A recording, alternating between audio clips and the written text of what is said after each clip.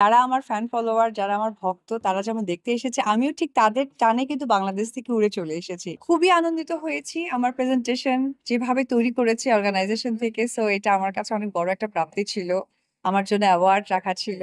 আর সবথেকে বড় কথা, আমি যে কিউতে হেঁটেছিলাম, এটা আমি বাঙালি। আমি যেমন বাঙালি এখন শাড়ি পরেছি, ঠিক তার অপোজিট এটা মানে অ্যারাবিক একটা ড্রেস ছিল, ব্রাইডাল।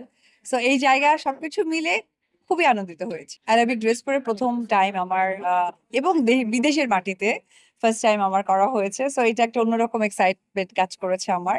আর দেশে করেছি, কিন্তু সেটা আমাদের বাঙালি যে ব্রাইডালটা থাকে সেটা করেছি। সাংস্কৃতিক মেলবন্ধন আমি শুধুমাত্র অ্যারাবিক স্পেসিফিক বলবো না, আপনি যদি দেখেন হিন্দিতেও আছে, আপনি কেরালা যে আছেন সেখানেও আছে। আবার সামটাইম কিন্তু আপনি খেয়াল করে দেখেন যে হলিউডের কালচার গুলো কিন্তু চলে আসছে।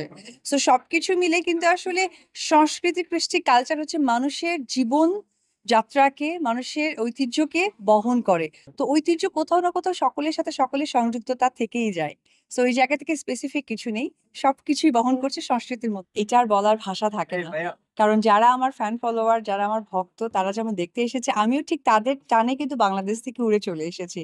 তো সুতরাং আমার মনে হয় যে ভালো লাগে আসলে উভয় পক্ষের, আমার ফ্যান ফলোয়ার এবং আমার নিজেরও। বিদেশের মাটিতে আমরা যারা শ্রমজীবী আছি, পেশাজীবী আছি, তাদের আসলে বিনোদনের, বাংলাদেশি বিনোদনের খুব একটা অভাব আছে বলে আমি মনে করি।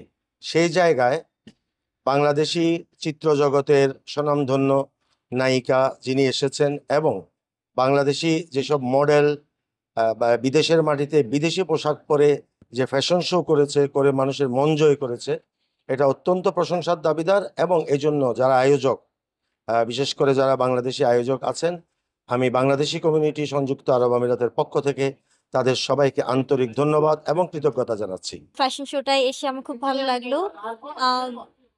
ফ্যাশন শোটা অনেক সুন্দর ছিল। অর্গানাইজাররা যথেষ্ট চেষ্টা করেছে সুন্দর করে করার।